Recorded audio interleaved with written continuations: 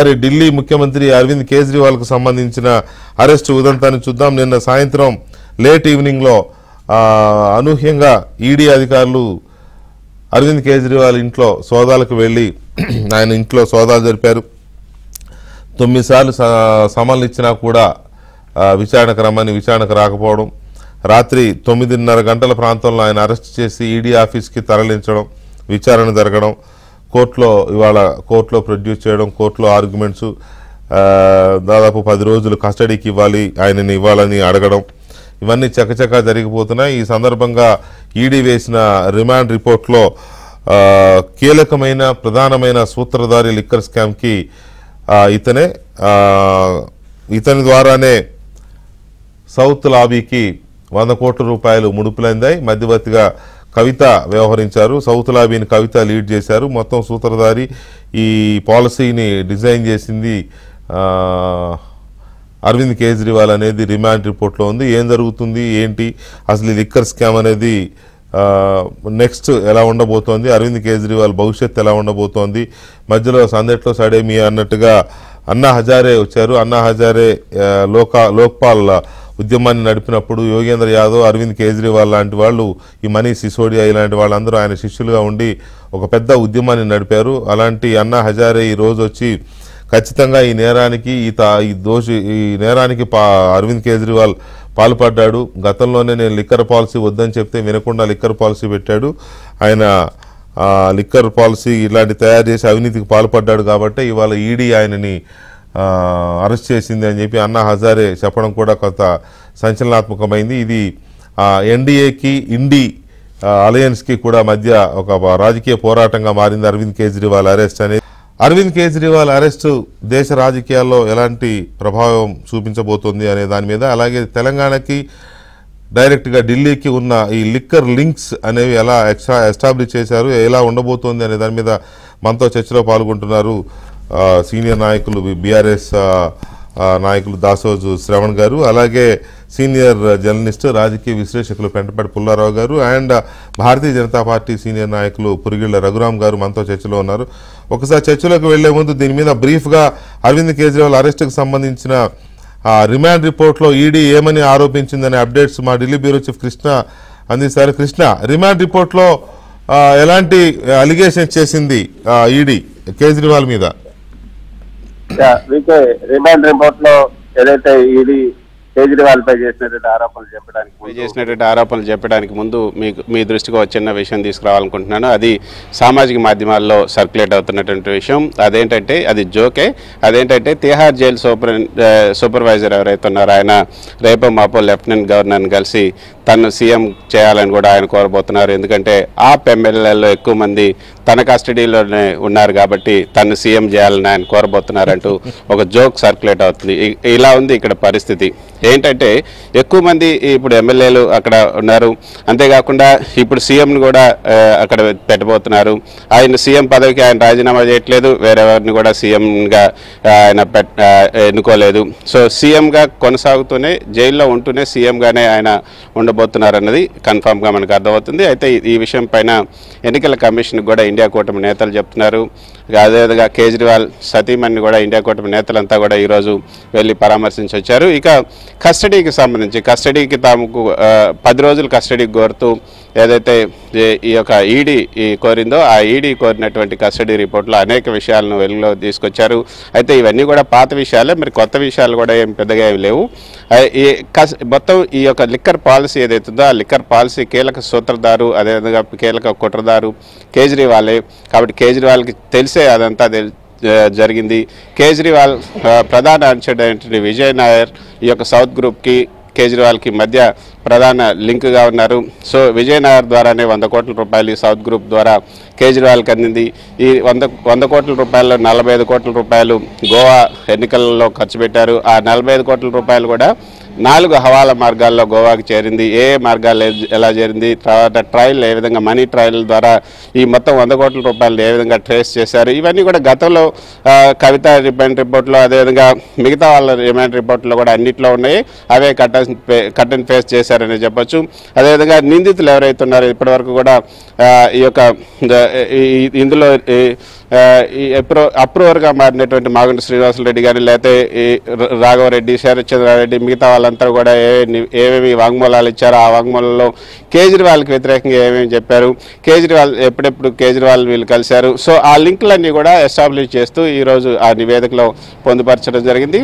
So ఈ కేజ్రీవాలే ప్రధాన సూత్రధారి కాబట్టి మొత్తం 2,000 కోట్ల రూపాయలకు పైగా ఖజానాకు నష్టం వాటిల్లింది ఈ కొత్త పాలసీ వల్ల. ఈ కొత్త పాలసీ ఈ యొక్క సౌత్ లాబీకి అనుగుణంగానే చేశారు. ఆ సౌత్ లాబీలో కూడా కవితే ప్రధాన సూత్రధారని కూడా అందులో చెప్పడం జరిగింది. సో మొత్తానికి 10 రోజుల రిమాండ్ కూడా కోరారు. ఈరోజు మధ్యాహ్నం 2 గంటలకు ఆయన్ను కోర్టులో హాజరుపరిచినప్పుడు ఈడీ తరఫున ఏఎస్జీ రాజు హాజరయ్యారు. తర్వాత కేజ్రీవాల్ తరఫున అభిషేక్ మను సింఘ్వి వాదించారు, విక్రమ్ కూడా వాదించారు. సో చాలామంది వాదించారు, సుదీర్ఘంగా వాదనలు జరిగాయి. అయితే ఇప్పుడు కొత్తగా ఏదైతే ఈరోజు ఈ పిఎంఎల్ఏ కోర్టు న్యాయమూర్తి కావేరి బవేజా కొత్తగా వచ్చారు. ఈరోజు తొలి కేసే ఈ యొక్క సీఎం రిమాండ్ కేసు. సో అందుకే కొంత లేట్ అవుతుంది. ఇప్పటికైతే 10 రోజులు రిమాండ్ అడిగారు కాబట్టి కవితను కూడా 10 రోజులు రిమాండ్ అడిగితే వారం రోజుల పాటు రిమాండ్కి ఇచ్చారు గతంలో ఉన్నటువంటి పిఎంఎల్ఏ న్యాయమూర్తి నాగ్పాల్. మరి ఇప్పుడు ఎన్ని రోజులు రిమాండ్ ఇస్తారని కూడా చూడాల్సి ఉంటుంది. మరికొద్దిసేపట్లో దీనికి సంబంధించి ఇప్పుడు ఈ కేసులో రిమాండ్ మనకున్న ఈ కేసులన్నీ చూస్తుంటే రిమాండ్ కస్టడీ అడిగారంటే కస్టడీకి ఇస్తారు, కాకపోతే అడిగిన రోజులు కాకపోయినా కొన్ని రోజులు ఇస్తారు. It's a different thing. కానీ బీఆర్ఎస్ పార్టీకి, ఆమ్ ఆద్మీ పార్టీకి, లేదా తెలంగాణ ప్రభుత్వానికి, లేదా ఢిల్లీ ప్రభుత్వానికి, లేదా కవితకి ఢిల్లీ ప్రభుత్వానికి, లేదా కేజ్రీవాల్ అండ్ మనీష్ సిసోడియా టీం వీళ్ళకున్న నెక్సెస్ దాన్ని ఎస్టాబ్లిష్ చేసిందా ఈడీ? ఖచ్చితంగా ఆ నెక్సెస్ని ఎస్టాబ్లిష్ చేసింది. దానికి సంబంధించినటువంటి ఆధారాలని, దానికి సంబంధించిన సాక్ష్యాలని అన్నిటినీ కూడా ఈరోజు ఈ కేజ్రీవాల్ ఈ యొక్క రిమాండ్ కస్టడీ రిపోర్ట్లో పొందుపరచడం జరిగింది. కేజ్రీవాల్ అదేవిధంగా కవిత వీళ్ళిద్దరి మధ్య విజయ్ నాయర్ కేజ్రీవాల్ ప్రధాన అనుచరుడు విజయ్ నాయర్ బ్రిడ్జిగా ఉన్నారు. ఆ విజయ్ నాయర్ ద్వారానే మొత్తం వ్యవహారం అంతా నడిచింది. కేజ్రీవాల్ కవిత ఇద్దరు కూడా కలిసి మాట్లాడుకున్నారు. తర్వాత ఏ సందర్భాల్లో కవిత కేజ్రీవాల్ని కలిశారు, తర్వాత కేజ్రీవాల్ని మాగుంట శ్రీనివాసరెడ్డి, తర్వాత రాఘవరెడ్డి కలిసినప్పుడు కేజ్రీవాల్ కవిత గురించి ఏం చెప్పారు, తర్వాత కవిత ద్వారా 30 కోట్ల రూపాయలు ఏ విధంగా ఢిల్లీకి వచ్చాయి, తర్వాత అదేవిధంగా కవితకు మాగుంట శ్రీనివాసరెడ్డి అదేవిధంగా మాగుంట రాఘవరెడ్డి 30 కోట్లు ఇస్తామని ఏ విధంగా చెప్పారు. ఆ 30 కోట్లలో 15 కోట్లు ఒక చోట, 10 కోట్లు ఒక చోట ఇచ్చారు. ఒక 15 కోట్లు చెన్నైలో కూడా ఇచ్చారు. అది అభిషేక్ బోయినపల్లి కవిత అనుచరులు అయినటువంటి, కవిత బినామీలు అయినటువంటి అభిషేక్ బోయినపల్లి, అరుణ్ రామచంద్రన్ పిల్లై వీళ్ళిద్దరు ఎక్కడెక్కడ అడిగారు. వాళ్ళకి ఒక 10 కోట్లు హైదరాబాద్లో, 15 కోట్లు చెన్నైలో ఇచ్చారు. ఆ చెన్నైలో ఇచ్చినటువంటి మొత్తమే ఇటు గోవా ఎన్నికలకు కూడా వెళ్ళింది. సో ఈ మొత్తం ఈ లింకులన్నింటినీ కూడా ఎస్టాబ్లిష్ చేశారు. ఇంకా చివరిగా కేజ్రీవాల్ని అరెస్ట్ చేశారు కాబట్టి మొత్తంగా అసలు ఈ కేసులో ఈ పాలసీ ఏ విధంగా రూపొందించారు, ఈ పాలసీలో ఎవరెవరు ఇన్వాల్వ్ అయి ఉన్నారు, ఈ పాలసీ వల్ల సౌత్ గ్రూప్కి ఎంత లాభం వచ్చింది, ఈ సౌత్ గ్రూప్కి సుమారు 2,000 కోట్ల రూపాయల పైగా ఈ సౌత్ గ్రూప్కి లాభం వచ్చినట్లుగా ఈ రోజు కొత్త విషయాన్ని కూడా ఇందులో చెప్పడం జరిగింది. పాలసీ కంటిన్యూ అయ్యి 5 ఏళ్లు చేసి ఉంటే దాదాపు 20,000 crores ఏదో బిజినెస్ జరుగుతుంది, 12% అందులో కమిషన్ వస్తుంది కాబట్టి ఆబ్వియస్లీ అంత అవుతుంది అనేది అంచనాలు ఉన్నాయి. ఆ రోజే లెక్కేశారు. Anyway thank you very much Krishna for the updates. Thank you.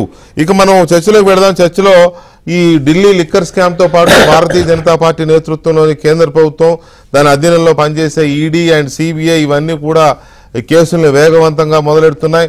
విచిత్రం ఏంటంటే మూసేసిన కేసులను కూడా తెరుస్తున్నాయి. ఉదాహరణగా 2G స్పెక్ట్రమ్ కేసుని 6 ఏళ్ల క్రితమే కింది కోర్టులు కనిమొళి అండ్ రాజా డిఎంకే ఎంపీలు ఎవరైతే ఉన్నారో వాళ్ళని అప్పుడు నిర్దోషులుగా తేలిస్తే వాళ్ళు జైలు నుంచి కూడా బయటకు వచ్చారు.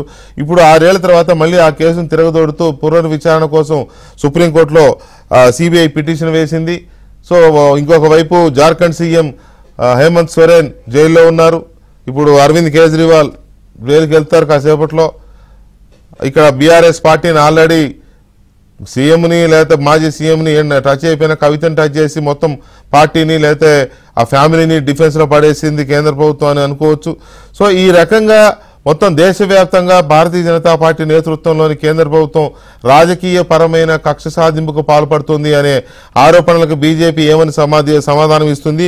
ఈ అరెస్టులు, ఈ జైళ్ల వెనక కేసులను తిరగదోడడం వెనక నిజంగానే కక్ష సాధింపు ఉందా అనేది కూడా కొంత మనం మాట్లాడదాం. ఎందుకంటే ఎన్నికల వేళ కాబట్టి ఖచ్చితంగా బ్రేకింగ్ వస్తుంది.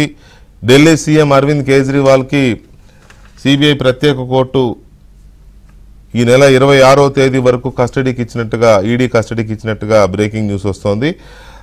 సో 6 రోజుల పాటు ఆయన విచారణ ఎదుర్కోబోతున్నారు. మరోవైపు కవిత ఆల్రెడీ విచారణను ఎదుర్కొంటున్నారు. మరి ఆ పిటిషన్ ఏమవుతుంది ఏంటి అనేది రేపు చూడాలి. ఒకవేళ కుదరకపోతే ఇంకా అంతే సెలవులు వస్తాయి. ఆ కోర్టు సెలవులు ఉన్నట్టున్నాయి 1 వారం రోజుల వరకు, హోలీ సెలవులు. సో మరి ఏంటనేది చూడాలి. రైట్, ఎనీవే మనం డైరెక్ట్గా డిబేట్లోకి వెళ్తే శ్రవణ్ గారు ఉన్నారు మనతో. శ్రవణ్ గారు నమస్కారం అండి. నమస్కారం అండి. శ్రవణ్ గారు, కవిత గారి అరెస్ట్ ఒకవైపు కుదిపేస్తోంది తెలంగాణని. ఇప్పుడు ఢిల్లీలో సీఎం కేజ్రీవాల్ గారి అరెస్ట్ ఒక రకంగా భారత రాజకీయాలను కుదిపేస్తోంది. ఇంపాక్ట్ అనేది ఎట్లా ఉంటుంది అనేది పక్కన పెడితే దేశవ్యాప్తంగా చర్చ జరుగుతున్న పరిస్థితి, అది ఎలాంటి చర్చనే కావచ్చు, పాజిటివ్ నెగిటివ్ అనేది పక్కన పెడితే. సో బీఆర్ఎస్ పార్టీ ఎలా చూస్తోంది? కవిత గారిని అరెస్ట్ చేసిన తర్వాత ఇప్పుడు సీఎం కూడా అరెస్ట్ చేయడం అక్కడ. సో ఇది ఇంకొంత జటిలమవుతోంది కేసు, కవిత బయటికి రావడానికి అనే యాంగిల్ ఆలోచిస్తోందా, లేకపోతే ఎట్లా బీఆర్ఎస్ ఆలోచన ధోరణి ఎట్లా ఉంది? ఇది మీరు సిస్టమాటిక్గా క్రొనాలజీ ఆఫ్ దిస్ ఎంటైర్ కేసును సిబిఐ ఈడీ వాళ్ళు హ్యాండిల్ చేసిన తీరును చూసినట్టయితే there is a very serious systematic conspiracy స్పష్టంగా కనబడుతుంది ఇందులో. ఒకటి. రెండు, ఇది యాంటిసిపేటెడే, ఇదేదో రూడ్ షాక్ కవిత గారిని ఆల్ సడన్ వచ్చింది కాదు. ఇది ఎన్నికల దగ్గరకు వస్తున్నటువంటి ఒక తరుణంలో తప్పనిసరిగా మోడీకి తలవగ్గనటువంటి ఒక నాయకత్వాలందరిపైన ఏదో రకంగా ఎన్ఫోర్స్మెంట్ డైరెక్టరేట్ అనేటువంటి ఒక కత్తిని నెత్తి మీద పెట్టి పొలిటికల్గా వాళ్ళపైన ఒక పట్టు సాధించాలనే ఒక ప్రయత్నంలో భాగంగా కేసీఆర్ గారి పైన ప్రయత్నం చేసిండు. ఇంకా రకరకాలమైన కవిత గారి కేసు దొరికింది, దీంట్లో వారిని పట్టుకున్నారు. కేజ్రీవాల్ ఇప్పుడు కొరకరాని కొరియాయిండు, 6 రాష్ట్రాల్లో పోటీ చేస్తూ ఉంది. So you have to scuttle him. మీకు జార్ఖండ్లో హేమంత్ సోరెన్ అతన్ని ఆ రకంగానే లోపల పెట్టే ప్రయత్నము. కొత్తగా 2G లొంగని వాళ్ళు 2G స్పెక్ట్రమ్ కేసు ఇప్పుడు ఎప్పుడో మూతపడిపోయింది అనుకున్న దాని కేసును మళ్ళీ దాన్ని తిరగతోడి దాన్ని ఇప్పుడు డిఎంకే స్టాలిన్ ఆయన లొంగట్లేడు. సో ఈ లొంగనటువంటి వాళ్ళందరినీ లొంగ తీసుకోవడం కోసం ఒక రాజకీయ పొలిటికల్ టూల్స్గా ఎక్స్టార్షన్ డైరెక్టరేట్ అయిపోయింది. అది టూల్స్గా దాన్ని ఇవాళ మోడిఫైడ్ అంటారు, ఈడీ ఈజ్ మోడిఫైడ్ అని నరేంద్ర మోడీ గారు ఇవాళ దాన్ని పూర్తిగా కూడా కమ్ముకున్నారు. దాన్ని కమ్ముకొని వాళ్ళ ఒక రాజకీయ అస్త్రంగా వీటిని వాడుకుంటున్నట్టుగా నేను భావిస్తూ ఉన్నాను. ఒకటి. రెండు, ఈ కేసులో అంటే నాకంటే బాగా అనుభవజ్ఞులైన పెద్దలు పుల్లారావు గారు ఉన్నారు, మిత్రుడు ఢిల్లీ మిత్రుడు రఘు ఉన్నారు, వాళ్ళకి బాగా తెలుసు ఈ లోతు విషయాలు. ఇది ఢిల్లీలో లిక్కర్ షాప్స్ అన్నీ కూడా ప్రభుత్వ ఆధీనంలో, ప్రభుత్వ ఉద్యోగులే, ప్రభుత్వమే లిక్కర్ షాప్స్ నడుస్తుండేది. ఇది నవంబర్ 2021 వరకు అట్లాగే నడుపుతుండే. వీళ్ళు కొత్తగా పాలసీ పట్టుకొచ్చినారు. పాలసీ పట్టుకొచ్చిన తర్వాత దాన్ని జోన్లు చేసి అది చేసి ఇది చేసి ప్రైవేట్ వాళ్ళు నడిపేటట్టు, ఎట్లయితే మనకు హైదరాబాద్లో ఇప్పుడు డిఫరెంట్ మాల్, బెంగళూరులో కనబడేట్టుగా అట్లా చేసినారు. దానివల్ల కేజ్రీవాల్ ప్రభుత్వానికి 9,000 కోట్లు కేవలం 6-7-8 నెలల వ్యవధిలోనే 9,000 కోట్ల రూపాయల లాభం వచ్చిందని నెత్తి మీద నోరు పెట్టుకుని కేజ్రీవాల్ చెప్తున్నప్పటికీ కూడా దీంట్లో ఏదో ఫ్రాడ్యులెన్స్ జరిగిందని చెప్పని, తర్వాత ఆ పాలసీని మార్పిడి చేయడం వల్ల అండర్ టేబుల్ ట్రాన్సాక్షన్ జరిగినాయని చెప్పని ఇవాళ 100 కోట్లు ఏదో గోవాలకు, మేము ఇంతకుముందు మీరు మాట్లాడుతుంటే కూడా నేను నిన్న గోవాలో ఖర్చు పెట్టినట్టుగా మన ఢిల్లీ ప్రతినిధి చెప్తా ఉన్నారు. మన హైదరాబాద్ ఐటీసీ కోహినూర్ హోటల్లోనే 35 కోట్ల రూపాయల ట్రాన్సాక్షన్ జరిగింది కదా. కరెక్ట్ చెప్తున్నాను. నేనేమంటున్నా అంటే మీరు పుట్నాల బఠానీలు, నేను ఐఎమ్ నాట్ నేను అది 100 కోట్లు ట్రాన్సాక్షన్ జరగడం రైటా రాంగా నేను జరుగుతున్న రేంజ్ చూస్తే 2019లో Bharatiya Janata Party centre for media research ఒక గ్రూప్ ఉంది, ఒక ప్రామినెంట్ గ్రూప్ ఇన్ ఢిల్లీ. వాళ్ళు చేసిన స్టడీ ప్రకారంగా అప్పటిదాకా 10-12% ఖర్చు పెట్టేటువంటి ఒక భారతీయ జనతా పార్టీ దాదాపు ఏకంగా 27,000 కోట్ల రూపాయలు, 60,000 కోట్ల రూపాయలు ఖర్చు అయితే 27,000 కోట్ల రూపాయలు కేవలం బీజేపీ ఖర్చు పెట్టిందని చెప్పని. మనము బీజేపీ అభ్యర్థి ఈటల రాజేందర్ హుజూరాబాద్ లో పోటీ చేస్తే 300 కోట్ల రూపాయలు ఖర్చు పెట్టినాడు. బీజేపీ అభ్యర్థిగా రాజగోపాల్ రెడ్డి పోటీ చేస్తే 300 కోట్లు. ఈ 100 కోట్ల 40,000 కోట్లని ఆరోపణలు కదా, ఆరోపణలు అంటే 100 కోట్లు అని దాన్ని గోవాలో దాన్ని ఐఎమ్ నాట్ జస్టిఫైయింగ్ సార్. అదేదో నేను మళ్ళీ 100 కోట్లు ఎందుకు పెట్టాను, 1 కోటి అన్యాయంగా చేతులు మారినా శిక్షార్హులే, శిక్షించండి. కానీ ఒక పక్కనేమో దూత్ కా దులావా అని చెప్పని 27,000 కోట్ల రూపాయలు ఖర్చు పెట్టగలిగే భారతీయ జనతా పార్టీకి సంబంధించిన నాయకులు ఎవరిపైనా ఈడీ రైడ్లు కావు, సిబిఐ రైడ్లు కావు, వాళ్ళు జైల్లోకి పోతారు, మంచిగా బయటకు వచ్చేస్తారు. హేమంత్ విశ్వాస్ శర్మ కావచ్చు, యడ్యూరప్ప కావచ్చు, లేకపోతే ఇంకా చాలా మంది వాళ్ళపైన శివరాజ్ సింగ్ చౌహాన్ కావచ్చు, వ్యాపం, ఇటువంటి కేసులన్నీ కూడా ఎక్కడికక్కడ మళ్ళీ సర్దుకొని షెల్ఫ్స్ లో ఉంటాయి. మొత్తం కేసులన్నీ కూడా ప్రతిపక్ష పార్టీ నాయకుల మీద ముఖ్యంగా మీరు గమనించాలా, అన్ని కూడా రీజనల్ పార్టీస్ మీద దాడి చేస్తా ఉన్నారు. మీరు Mamata Banerjee Congress is not as much intensely అదొక నేషనల్ హెరాల్డ్ కేసు తప్ప మీరు చూసినట్టయితే Hemant Soren regional party, Mamata Banerjee regional party, Stalin regional party, regional party, TRS regional party, మొత్తం కూడా ప్రాంతీయ పార్టీలన్నింటినీ కూడా, ఎందుకంటే కాంగ్రెస్ అంత బలంగా రాహుల్ గారు మోడీకి వ్యతిరేకంగా నిలబడగలుగుతారా లేరా అనేటువంటిది ప్రాంతీయ పార్టీలు majority regional parties are not with BJP, majority parties are pro with Congress, pro Congress are independent గా స్లోగా మొత్తం రీజనల్ పార్టీస్ ను, ప్రాంతీయ అస్తిత్వాన్ని మొత్తం కూడా ఖతం చేసే కుట్ర జరుగుతా ఉన్నది. దానిలో భాగంగా ఇదంతా. పుల్లారావు గారు నమస్కారం అండి. నమస్కారం. పుల్లారావు గారు, ఒక్కసారిగా ఈ కేసులన్నీ ఇలా కమ్ముకొచ్చేస్తున్నాయి, ముఖ్యమంత్రులే జైలుకి వెళ్ళిపోయే పరిస్థితి వచ్చింది కదా, దీన్ని అంటే నేరము శిక్ష, తప్పు చేసిన వాడు శిక్ష అనుభవించక తప్పదు కాబట్టే జరుగుతున్నాయి అని అనుకోవాలా, లేకపోతే కక్ష సాధింపు రాజకీయాల్లో భాగం అనుకోవాలా? దేశంలో 2 రకాల చర్చలు జరుగుతున్నాయి, మీ అబ్జర్వేషన్ ఏంటి? ఒకటి శ్రావణ్ గారు చెప్పింది లాజికలీ కరెక్ట్, డినై చేయను. ఆయన కూడా ఒక డినై చేయలేదు అనుకుంటున్నా, డబ్బు ట్రాన్సాక్షన్ అవ్వ ఉండొచ్చు అన్నట్టుగా. అది మెయిన్ ప్రాబ్లం ఏంటంటే నేను చెప్పేది, నేను చాలా విచారిస్తున్నా. బికాస్ ఆఫ్ కేసీఆర్ డాటర్ ఆయన అవమానం పడింది, ఆమె కంటే ఎక్కువ ఆయన అవమానం పడ్డాడు, సంవత్సరం బట్టి నేను చెప్తా ఉన్నాను. అలా కేజ్రీవాల్ కూడా ఒక స్తంభం మన దేశంలో 2019 నుంచి పడిపోయినట్లు లెక్కే కదా. అది చాలా విచారం. మరి ఇవాళ కక్ష. రెండో పాయింట్ ఏంటంటే మెయిన్ ప్రాబ్లం వికే గారు, డబ్బు ట్రేలు దొరికితే ఎందుకు వదులుతారు సరదాగా అడుగుతున్నా. మీరు కేజ్రీవాల్ వాళ్ళకి అలవాటు లేదు, ఇంత డబ్బా మనం ముట్టుకోక్కర్లేదా, అలా హవాలాలో వెళ్ళిపోతుందా గోవా ఏవా చలో అన్నారు వాళ్ళు పాపం. ఈవేళ వాళ్ళకి మన సౌత్ ఇండియన్ మెడిసిన్ అనొచ్చా, మరి ఏమన్నా అంటే మీ అందరికి కోపం వస్తుంది, తెలుగు మెడిసిన్ అనొచ్చా, ఇవన్నీ ఎందుకంటే ఆంధ్ర తెలంగాణ స్టార్ట్ అయిన ఐడియాస్ కాబట్టి వాళ్ళు చిక్కిపోయారు. ఈవేళ చిక్కిపోయాక మన విరోధి మనల్ని క్షమించట్లేదు, కక్ష సాధిస్తున్నారంటే మరి అది కొద్దిగా లేముగా ఉన్నారు కదా. పాలిటిక్స్ లో కక్ష సాధిస్తారు, అది దొరికారు, అతను దొరికారు, తెలియలేదు, హవాలాను పట్టుకుంటారు, ఆ డబ్బు వెళ్ళగానే. తర్వాత చిన్న ఓన్లీ 1 పాయింట్, రవి నాయర్ 1.5 సంవత్సరం కేసు కోర్టులో జైల్లో ఉన్నారు, అన్ని చెప్పాడు. రోజు కేజ్రీవాల్తో 10 గంటలు కూర్చున్న వ్యక్తి అన్ని చెప్పాడు. ఓ బిజినెస్ మ్యాన్ ఇంకా జైల్లో ఉన్నారు, మహేంద్రుడు, ఎవరైతే ఆగలేదు అన్ని చెప్పాడు. డబ్బు ఇక్కడ వచ్చింది, నిర్ణయం విశేషమైనది. నిన్న పొద్దున్న ఢిల్లీ హైకోర్టు ఏమన్నదంటే, మేము కేజ్రీవాల్కి ప్రొటెక్షన్ ఇస్తున్నాం, ఇవన్నీ ఎలా నమ్ముతాం ఒక ముఖ్యమంత్రి మీద అంటే, కాగితాలు చూపెట్టిందంటే ఈడీ కాగితాలు ఇచ్చారు.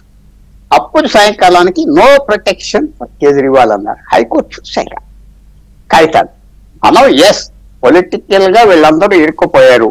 అదే హేమంత్ సోరెన్ ఏం చేశాడు, ట్రైబల్ లైన్ నాన్ ట్రైబల్ గా ఒక ఆర్ఐతో రాయించుకుని అమ్మేశారు. మరి ఇది దొరికిపోయాక ఏం చేస్తారు మీరు?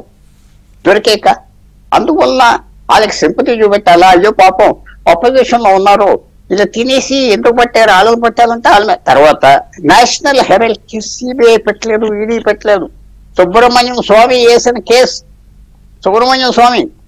సో న్యాచురల్ గా ఎలిమెంట్ అనేది ఉంటుంది. తర్వాత పబ్లిక్ కూడా నేను అనుకుంటున్నా, మీరు కరెక్ట్ చేస్తే I will accept it, public హ్యాపీగా ఉంటారు ఇలా పడితే. తర్వాత వాళ్ళకి ఓటేయచ్చు, కరప్ట్ మ్యాన్కి ఓటేస్తున్నారు కదా, మనం చూస్తున్నాం కదా, అందువల్ల పట్టే హ్యాపీ. మీరు అన్నది కరెక్టే, మీరు అన్నది కరెక్ట్, అందులో డినై చేయడానికి, మిమ్మల్ని కరెక్ట్ చేయడానికి ఏం లేదు. ఒకవేళ వాళ్ళు నిజంగానే కరప్ట్ అయితే వాళ్ళు శిక్షించబడితే డెఫినెట్గా people will be happy. But అది వెంజెన్స్ పాలిటిక్స్ కాదు, క్లియర్గానే జరుగుతోంది ట్రయల్ కానీ లేకపోతే ఇన్వెస్టిగేషన్ కానీ. ఈ దర్యాప్తు సంస్థలు నిష్కర్షగా నిష్పాక్షికంగా పనిచేస్తున్నాయని కనుక అర్థం చేసుకోగలిగితే ప్రజలు ఆ ప్రజలు అర్థమయ్యేలాగా వాళ్ళు పనిచేయాలి. అలా కాకుండా ఇప్పుడు ఉదాహరణకి డిఎంకే కేసు ఉంది, 2G స్పెక్ట్రమ్ కేసు. యూపీఏ హయాంలో స్కామ్ జరిగింది అనేది ఆరోపణలు. వాళ్ళు జైలుకి వెళ్ళారు. మోడీ గారు ప్రభుత్వం వచ్చిన తర్వాతనే కదా కేసును కోర్టు కొట్టేసింది, జైలు నుంచి విడుదలయ్యారు NDA 1లో. మోడీ గారు వచ్చిన తర్వాత ఇప్పుడు ఈ 5 ఏళ్ళు ఊరుకొని ఇప్పుడు సడన్ గా సిబిఐ కేసు తిరగదోడింది అంటే వాట్ డస్ ఇట్ మీన్? అది చూసే వాళ్ళకి ఎలా అర్థమవుతుంది? ఇప్పుడు చూసేవాళ్ళు ఏమనుకుంటారంటే కక్షే అంటారు. అది ఎగిరి నేనేమంటున్నానంటే మనం ఇప్పుడు ఆ స్మెల్ ఉన్నది కదా, ఆ స్టింక్ ఉన్నది కదా, ఎంత కుదురుతారు నేను అడుగుతున్నా.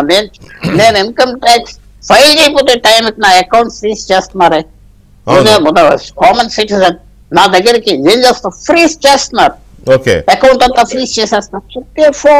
ప్రజలు ఆలోచించేది ఎప్పుడు ఇంకొక లాస్ట్ మాట చెప్తా, ఏ దేశంలో అయినా ఏజెన్సీస్, ఇండియాలో ఇదే ఉన్నాయి, రష్యాలో ఆ సీక్రెట్ సర్వీస్ అవునాయి, అమెరికాలో CIA, ఎప్పుడైనా వాళ్ళకి పవర్ ఉన్నప్పుడు ఇలా మిస్యూజ్ చేయటం తప్పదు, వాళ్ళు వాడేస్తారు. అందుకనే మన దేశంలో సింగిల్ పాయింట్ డైరెక్టివ్ అని పెట్టారు. విజయ రామారావు గారిని స్టార్ట్ చేసి వాళ్ళు లేకపోతే మన వాళ్ళు కంట్రోల్లో ఉండరని. సో మనం కొంతవరకు మీరు చెప్పింది, శ్రవణ్ గారు చెప్పింది, ఐ అగ్రీ. వెంజెన్స్ ఉన్నదా లేదా ఉన్నది. కానీ నేను అనుకుంటున్నా మీరు రిటైలియేట్ చేయడానికి ఉన్నది కదా. బీజేపీ వాళ్ళు సొమ్ములు తింటే మీరు కేసులు వేయచ్చు కదా, ఎవరో కేసు వేయలేదే, సుబ్రహ్మణ్య స్వామి వేసినట్టుగా. నేను అదే అడుగుతున్నా. ఎన్నో స్కామ్లు ఉన్నాయి ఆ హైవేస్ లో, దీంట్లో దాంట్లో, ఎయిర్పోర్ట్స్ లో, ఇది వేయలేదే. ఒక్క నిమిషం పుల్లారావు గారు. రఘురామ్ గారు నమస్కారం. నమస్కారం. రఘురామ్ గారు, మొత్తం మీద అంటే ఇవి నిష్పాక్షికంగా జరుగుతున్నాయా లేకపోతే కక్షతో పూరితంగా జరుగుతున్నాయా నేనేం జడ్జి చేయట్లేదు, నేనేమి డిసైడ్ చేయట్లేదు. కానీ దేశంలో ఒక చర్చ ఏం జరుగుతుందంటే ఇవాళ మోదీ ప్రభుత్వము లేదా బీజేపీ కాస్త గట్టిగా ఉన్న వాళ్ళని, ప్రజల్లో గట్టిగా ఉన్న వాళ్ళని ఒక్కొక్కరిని వేసుకుంటూ వెళ్ళిపోతుంది అనేది ఒక టాక్ ఉంది. కొంత వాస్తవంగా కనపడుతుంది, అంటే వేయడం కనపడుతోంది. అవి వాళ్ళు నిజంగానే అవినీతికి పాల్పడ్డారా లేదా అనేది కోర్టులు తేల్చాలి, అది వేరే విషయం. సో ఈ కక్షపూరితం అనే దానికి బీజేపీ ఇచ్చే సమాధానం ఏంటి? ఒకటండి, ఆప్ మీద కక్ష పెట్టుకోవడానికి మాకేమీ దేశంలో ఎక్కడా కూడా ఆప్ పోటీ కాదు. ఆప్కు వచ్చే 4%, 6%, 10% ఇవన్నీ కూడా కాంగ్రెస్ నష్టం చేసే కానీ మాకు హ్యాపీనే. నిజంగా ఆప్ వల్ల కాంగ్రెస్ చాలా చోట్ల నష్టపోయింది. ఇవాళ నార్త్ ఇండియాలో అనేక రాష్ట్రాల్లో కాంగ్రెస్ ఆప్ వల్ల కాంగ్రెస్ చాలా భారీగా నష్టపోయింది. మాకేమి కేవలం ఢిల్లీ కొన్ని సందర్భాల్లో అరవింద్ కేజ్రీవాల్ ని మోడీని ఎంకరేజ్ చేస్తున్నాడని కూడా అన్నారు కదా. సో అని చెప్తా అతని మీద కక్ష పెట్టుకోవాల్సిన పని భారతీయ జనతా పార్టీకి ఎలాంటి ససేముగా లేదు. ఇప్పుడు ఎవరైతే ఇప్పుడు కేసు ఇన్ని సంవత్సరాలు అంటే 1.5 year పాటు జరిగినటువంటి ఈ యొక్క సిబిఐ కానీ ఈడీ కానీ విచారణ జరిగి ఇంతమందిని అరెస్ట్ చేసిన తర్వాత వచ్చినటువంటి కంక్లూజన్ ఆఖరిగా మనం లాస్ట్ టైం గుర్తుందో లేదో 1 year బ్యాక్ కవిత గారి మీద డిస్కషన్ పెడితే నా పేరు చెప్తే మాత్రం బాగోదు ఊరుకోనని ఆవిడ స్టేట్మెంట్ ఇచ్చింది, చెప్పింది. నేను అప్పుడు చెప్పాను కూడా తెచ్చుకున్నాను కదా సార్. నేను అప్పుడు ఏమన్నానంటే దీన్ని నిజం నిర్భయంగా బయటకు వస్తుంది, కంగారు ఎందుకు, దీని మీద ఖచ్చితంగా ఫర్దర్ గా ఎవరైతే దోషులు ఉన్నారో వాళ్ళు బయటకు వస్తారు, కంగారు ఏం లేదు, ఖచ్చితంగా తెలంగాణకి సంబంధం ఉంది అని చెప్పాను నేను. అదే నిజమే అంటే నిజం అవుతుంది. ఇప్పుడు ఎవరైతే ఇప్పుడు ఆప్ కేవలం పుట్టింది అవినీతి వ్యతిరేక పార్టీగా దేశ ప్రజల్ని మోసం చేసిందని ఇవాళ అర్థం అవుతుంది, మనం ఏం చెప్పక్కర్లా. నిజంగా ఇది జరిగింది అనేది టిఆర్ఎస్ అదే ఆప్ వాళ్ళే ఒప్పుకుంటున్నారు, టిఆర్ఎస్ కూడా ఒప్పుకుంటుంది. ఇవాళ ట్రాన్సాక్షన్ జరిగింది. సో జరిగిన తర్వాత కోర్టులు నిర్ణయిస్తే నిజంగా తప్పు చేశారా లేదా, కేసు పెట్టారు, కేసులు జరుగుతున్నాయి, నడుస్తున్నాయి, కోర్టులో ఉన్నాయి. అవి నిజంగానే కేసు పెట్టినంత మాత్రం దోషి ఎవరో కాదు, కేసులు నడుస్తాయి, తర్వాత వాళ్ళు నిర్దోషి అయితే బయటకు వస్తారు. ఇదేమి దీనిలో అందరికీ తెలిసిన విషయమే.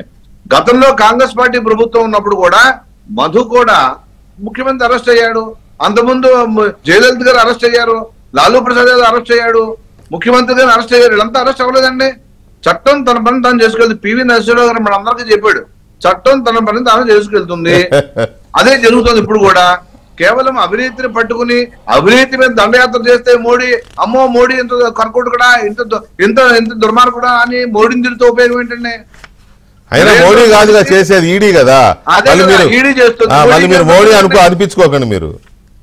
నేను అదే చెప్తున్నా, ఈడీ చేస్తుంటే మోడీకి సంబంధం, మోడీ ఇలా చేసేసాడు కేంద్ర ప్రభుత్వం అనేది మంచి పద్ధతి కాదు. ప్రతిపక్షానికి కానీ విశ్లేషకుడు కానీ ఎవరైనా సరే, పుల్లారావు గారు చెప్పినా గానీ, మన సోదరుడు తను శ్రవణ్ అన్నా గానీ, వీటికి నిజంగా కేసు ఈడీ తప్పు పెట్టింది అనుకోండి, నిజంగా ఈడీ కేసులో పస లేదనుకోండి, ఖచ్చితంగా నిర్దోషిగా కరెక్ట్, యు ఆర్ రైట్. అంతవరకు అది కరెక్టే. ఒక్క నిమిషం రఘు. శ్రవణ్ గారు, ఫైనల్ గా ఇప్పటి వరకు ఆ కేసు విచారణ జరుగుతుంటే కోర్టులో ఒకవేళ కవిత గారి పాత్ర నామమాత్రమే అయితే వీళ్ళ గత రేపు బయటపడిపోతారు అనేది ఒక కాన్ఫిడెన్స్ ఉంటుంది.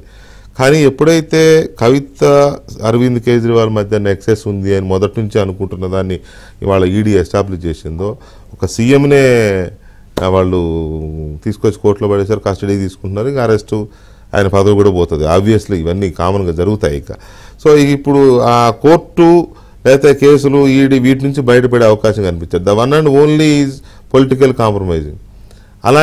అలాంటి మార్గం తప్ప ఏం కనిపించని ఇది ఉంది కదా. చాలామంది బయటపడుతున్నారు. బీజేపీ రాజీ పడడానికి బీజేపీ ఏం అతీతం కాదు, చాలామంది ఉన్నారు అట్లా దేశంలో. మనం కనుక ఎగ్జాంపుల్స్ తీసుకుంటే పేర్లు ఎందుకు కానీ కదా. సో మరి బీఆర్ఎస్ ఏమైనా ఆ దిశగా ఆలోచిస్తుందా? సార్, ఇప్పుడు కేసీఆర్ గారిని నరేంద్ర మోడీ గారు కానీ భారతీయ జనతా పార్టీ నాయకత్వం అర్థం చేసుకోలేకపోయింది. అర్థం చేసుకొని ఉంటే ఈ రకమైనటువంటి ఒక ప్రయత్నాలు కానీ చర్చలు కానీ ముందుకు పట్టుకురారు. నెంబర్ 1. నెంబర్ 2 ఏంటంటే, ఆయన ఒక లక్ష్యం కోసం తెలంగాణ ఉద్యమంలో పనిచేసినారు. ఒక లక్ష్యం కోసం దేశవ్యాప్తంగా తెలంగాణ మోడల్ను దేశవ్యాప్తంగా అమలు చేయాలని చెప్పని, ఒక సెక్యులర్ ప్రభుత్వం రావాలని చెప్పని ఒక ఉద్దేశంతో దేశవ్యాప్తంగా ఆయన ఒక ఆల్టర్నేట్ ఫోర్స్గా ఎమనేట్ కావాలని చెప్పని ప్రయత్నం చేసినారు, విఫలమైనారు. ఇవాళ కాబట్టి ఆయన ఏదో లొంగిపోతాడు, అడ్జస్ట్ అవుతాడు, అండర్స్టాండింగ్లో అనేది ఇక అదంతా బుల్షిట్. అది అబ్సల్యూట్ ట్రాష్ బుల్షిట్. దానికి ఏ రకమైనటువంటి ఆలోచన కూడా చేయడం లేదు. అది చర్చ గానే కాదు. అది ఆ చర్చ ఉన్నట్టయితే ఒక 30 సెకండ్ నాకు మీరు దీంట్లో ఇప్పుడు మీరు క్రొనాలజీ ఆఫ్ కేసు అని ఇంతకుముందు అనుకున్నాం మనం. ఇది ఒక సస్పెన్స్ థ్రిల్లర్ మాదిరిగా మొత్తం ఈ కేసును అంతా కూడా నడిపినారు. మీకు 2 గ్లేరింగ్గా కనబడేటువంటి ఒక అంశాలు నేను మీకు చెప్తాను. ఏ ప్రాతిపదిక మీద మీరు కవిత గారిని ఫస్ట్ ఏమన్నారు, మీరు విట్నెస్ అన్నారు, తర్వాత ఏమన్నారు, మీరు అక్యూజ్డ్ అని చెప్పని ఇవాళ కొన్ని రోజుల తర్వాత అనేక ఇన్వెస్టిగేషన్ ఇంటరాగేషన్స్ అయిపోయిన తర్వాత ఆవిడని ఇవాళ అక్యూజ్డ్ అని లోపల పెట్టినారు. శరత్ చంద్రారెడ్డి గారుని అరెస్ట్ చేయగానే 5 కోట్ల రూపాయలు ఆయన కంపెనీ నుండి బీజేపీకి ఎలక్షన్ బాండ్లోకి వెళ్ళిపోతుంది. ఆయన లోపలికి వెళ్ళి 5 కోట్లు ఇచ్చిన తర్వాత నాకు హెల్త్ బాగాలేదు, నాకు నడుము నొప్పి లేస్తుంది అనగానే ఈడీ ఏం చెప్పదు, నడుము నొప్పి ఉన్నది బాగున్నది, ఆయనకు ఇంట్లోనే పడుకోవాలని చెప్పని ఆయనకు బెయిల్ వచ్చే విధంగా మనీష్ సిసోడియా జైన్ ఏడాది లోపలనే ఉంటారు పాపం. వాళ్ళకు బయటకు రానియరు, వాళ్ళని లోపల పెడతారు. బయటకు వచ్చిన తర్వాత 25 కోట్ల రూపాయలు మళ్ళా బీజేపీకి చందాల రూపంలో పోతాయి. ఇదేం రాజకీయం అండి? మాగుంటకు సంబంధించిన కుటుంబానికి మొత్తం 30 కోట్లు పోయినాయి వాళ్ళకు బీజేపీకి. తర్వాత మాగుంట చంద్రబాబు నాయుడు గారితో పొత్తు ఎన్డీఏ అలయన్స్ లో భాగంగా ఎంపీ టికెట్ ఇచ్చేసే పడేస్తారు. ఎక్కడ కదండి నాకు అర్థం కాదు. తర్వాత ఏ జడ్జి దగ్గరికి పోవాలో కూడా పార్టీ డిసైడ్ చేస్తే ఎట్లా? కేసులు ఏ జడ్జి దగ్గరికి పోవాలా, ఆ జడ్జికి నరేంద్ర మోడీ గారికి బీజేపీకి ఉన్న సంబంధాలు ఏంటివి, ఇవన్నీ ఒకసారి మీరు చూడండి. I don't want to get into the names because it will become a contempt. Content అవుతుంది. ఏ జడ్జి దగ్గర పోవాలని చెప్పని, ఏ ఎన్ఫోర్స్మెంట్ డైరెక్టర్ ఉండాలని చెప్పని ఇంత దుర్మార్గంగా ఈడీని వెపనైజ్ చేస్తా ఉన్నారు.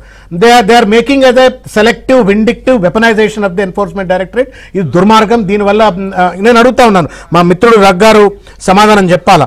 ఇవాళ 95% కేసులు పెరిగినాయి బీజేపీ అధికారంలోకి వచ్చిన తర్వాత. రగ్ గారు ఒక్క నిమిషం ఆగే, ఒక్క నిమిషం, ఒక్క మాటే ఉంటే ఎవిడెన్స్ తో ఉంటే నువ్వు ఏదైనా కోర్టు ఎలక్టోరల్ బాండ్స్ చూపెట్టాలి సార్. మీరు ఎలక్టోరల్ బాండ్స్ ఇవ్వండి. మీరు why don't you submit electoral bonds sir?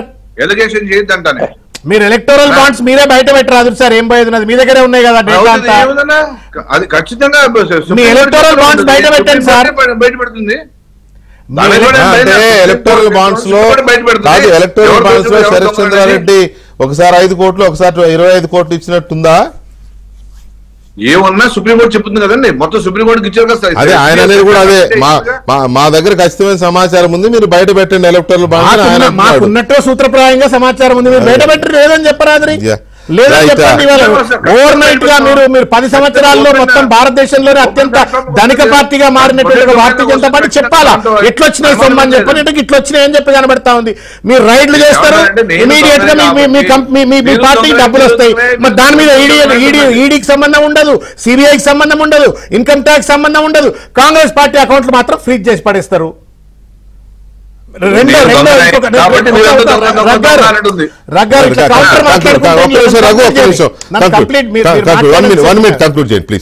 నేనేమంటున్నా అంటే సార్, సోనియా గాంధీ, రాహుల్ గాంధీ, శివకుమార్, చరణ్జిత్ సింగ్ చన్నీ, కార్తిక్ చిదంబరం, అనిల్ పర్నబ్, అనిల్ దేశ్ముఖ్, సంజయ్ రావుత్, అజిత్ పవార్, నవాబ్ మలిక్, ఫారూక్ అబ్దుల్లా, అభిషేక్ బెనర్జీ, పార్థ చటర్జీ, సత్యేంద్ర జైన్, ఇట్లా నేను మొత్తం ఒక పెద్ద చెంతాడంత చిట్ట ప్రతిపక్ష నాయకుల మీద ఉంటుంది.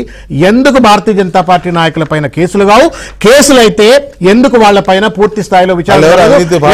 యడ్యూరప్ప జైలుకు పోయిండు, ఇవాళ బంగారం తిరిగినట్టు బెంగళూరులో తిరుగుతా ఉన్నాడు. మరి ఆయన మీద ఎందుకు ఆ కేసు ఎక్కడ పోయింది సమాధానం చెప్పండి. హేమంత్ బిశ్వాస్ శర్మ ఎందుకు హేమంత్ బిశ్వాస్ శర్మని మీరు జైల్లో పెట్టారు? రెడ్డి బ్రదర్స్, బెల్లారి బ్రదర్స్ ఉన్నారు, వాళ్ళని ఏమైంది? వ్యాపం కే శివరాజ్ సింగ్ చౌహాన్ ఏమైంది? మీరేమో దూత్కా దులావా, ప్రతిపక్ష పార్టీలేమో అంత లఫంగలు దొంగలు అని చెప్పారంటున్నారు. దొంగలంటే శిక్షించండి, దగ్గర దొంగలు ఎవరు శిక్షించాలి? మరి రఘు 1 మినిట్ చెప్పండి. ఈ అలిగేషన్స్ కి సమాధానం ఏంటి? ఒకటి, శరత్ చంద్రారెడ్డి నుంచి డబ్బులు వచ్చాయి ఎలక్టోరల్ బాండ్స్ రూపంలో. రెండోది, చెప్పిన వాళ్ళ దగ్గరికి కేసు పోతే హీరింగ్ కి జడ్జిల పేర్లు వద్దులే, కంటెంప్ట్ అవుతుంది. సో ఇలాంటి అలిగేషన్స్ కి మీరు చెప్పే సమాధానం ప్లీజ్. 1 మినిట్ ఎక్కువ టైం. ఇప్పుడు ఏమైందంటే, దొరికిన వాడు దొంగ అంటే ఎవరైతే దొంగ దొరికాడో వాడు ఏమంటాడు, సార్ వీళ్ళు దొంగ సార్, వాళ్ళు దొంగ సార్, వాళ్ళు దొంగ సార్, వీళ్ళు దొంగ సార్ అని చదివినట్టుంది. అంచేత ఏదైతే ఇప్పుడు ఎలిగేషన్ చేయడం చాలా ఈజీ అండి, బురద వేయడం అంతే, 2 నిమిషాలు బురద ఇచ్చండి. కానీ మీరు చెప్పిన హేమంత్ బిశ్వాస్ శర్మ కేసు కొట్టేయలేదు, మన యడ్యూరప్ప కేసు కొట్టేయలేదు, బల్లారి బ్రదర్స్ కేసు కొట్టేయలేదు. కేసు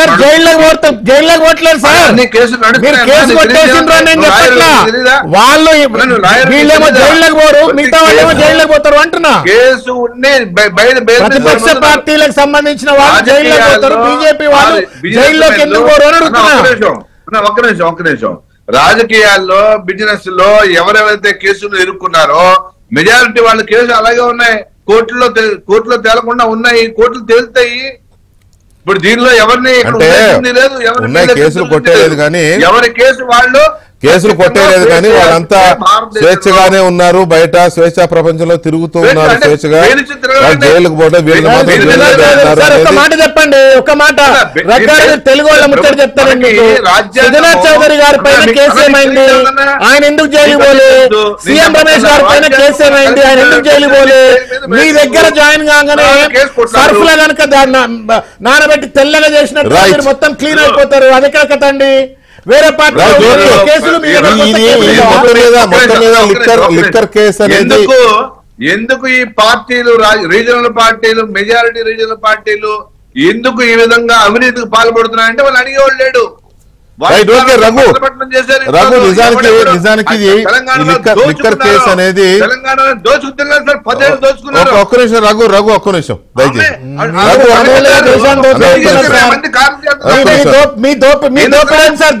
మొత్తం పెట్టుబడి పెడతా ఉన్నారు, లక్షల కోట్ల రూపాయలు బ్యాంకులను దొంగల గడ్డ పెడతా ఉన్నారు.